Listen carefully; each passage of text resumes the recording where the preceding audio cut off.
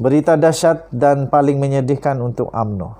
Sudah dijangka akan berlaku ini dari dulu. Saya sudah baca mengenai perkara ini di media sosial dan sebagainya.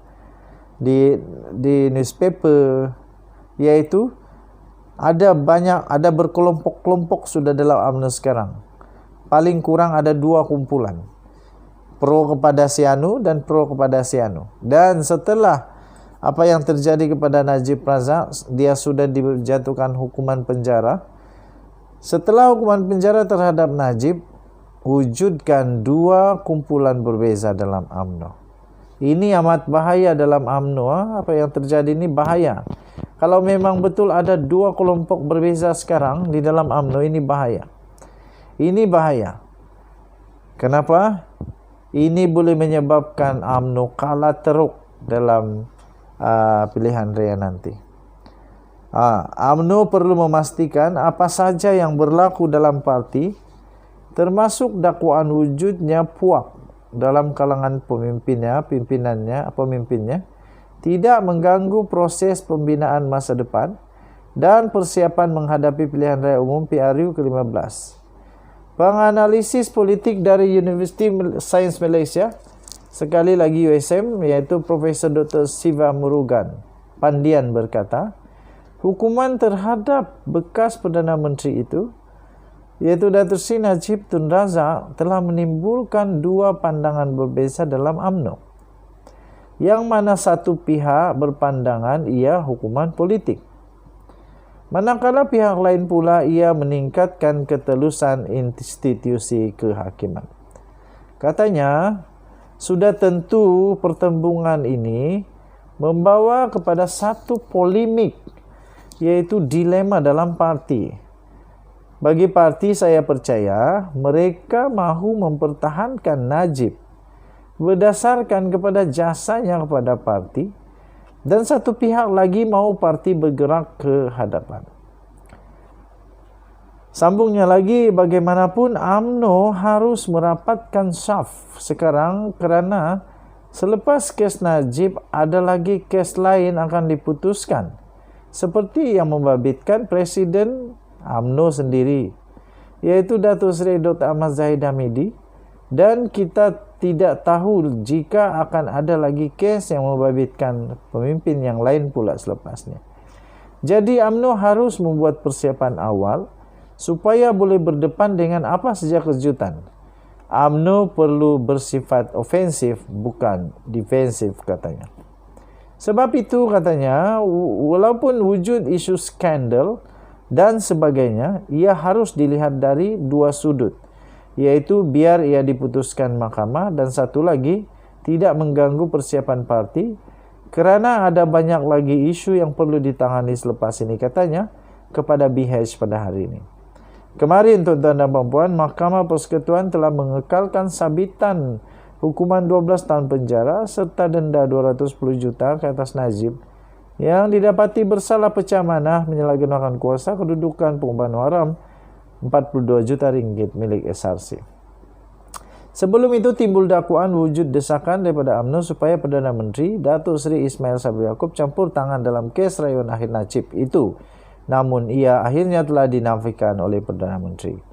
Semalam, Setiausaha Agung PKR Datuk Seri Saifuddin Nasution Ismail berkata, beliau menjangka golongan atasan UMNO akan terus membentuk puak susulan perkembangan keputusan mahkamah itu. Mengulas lanjut mengenai kewujudan puak dalam UMNO, Siva Murugan berpandangan politik kepuakan dalam parti tidak dapat dielakkan, terutamanya apabila Perdana Menteri bukan seorang presiden parti dan boleh berterusan sehingga pemilihan UMNO yang akan datang. Okey, kamu boleh baca artikel ini di dalam bharian.com.my bertajuk hukuman terhadap Najib, wujudkan 2 kumpulan berbeza dalam UMNO. Kita jumpa lagi. Bye-bye. Berita dahsyat dan paling menyedihkan untuk UMNO. Sudah dijangka akan berlaku ini dari dulu. Saya sudah baca mengenai perkara ini di media sosial dan sebagainya. Di newspaper, yaitu ada berkelompok-kelompok sudah dalam UMNO sekarang. paling kurang ada 2 kumpulan, pro kepada si anu dan pro kepada si anu. Dan setelah apa yang terjadi kepada Najib Razak, dia sudah dijatuhkan hukuman penjara. Setelah hukuman penjara terhadap Najib, wujudkan 2 kumpulan berbeza dalam UMNO. Ini amat bahaya dalam UMNO. Apa yang terjadi ini bahaya. Kalau memang betul ada 2 kelompok berbeza sekarang di dalam UMNO, ini bahaya. Ini bahaya. Kenapa? Ini boleh menyebabkan UMNO kalah teruk dalam pilihan raya nanti. UMNO perlu memastikan apa saja yang berlaku dalam parti, termasuk dakwaan wujudnya puak dalam kalangan pemimpinnya, tidak mengganggu proses pembinaan masa depan dan persiapan menghadapi pilihan raya umum PRU ke-15. Penganalisis politik dari University Sains Malaysia, sekali lagi USM, yaitu Profesor Dr. Siva Murugan Pandian berkata, hukuman terhadap bekas Perdana Menteri itu, yaitu Datuk Seri Najib Tun Razak, telah menimbulkan 2 pandangan berbeza dalam UMNO. Yang mana satu pihak berpandangan ia hukuman politik, manakala pihak lain pula ia meningkatkan ketelusan institusi kehakiman. Katanya, sudah tentu pertembungan ini membawa kepada satu polemik, yaitu dilema dalam parti. Bagi parti, saya percaya mereka mahu mempertahankan Najib berdasarkan kepada jasanya kepada parti, dan satu pihak lagi mahu parti bergerak ke hadapan. Sambungnya lagi, bagaimanapun UMNO harus merapatkan saf sekarang kerana selepas kes Najib ada lagi kes lain akan diputuskan, seperti yang membabitkan Presiden UMNO sendiri, yaitu Datuk Seri Dr. Ahmad Zahid Hamidi, dan kita tidak tahu jika akan ada lagi kes yang membabitkan pemimpin yang lain pula selepasnya. Jadi UMNO harus membuat persiapan awal supaya boleh berdepan dengan apa saja kejutan. UMNO perlu bersifat ofensif, bukan defensif, katanya.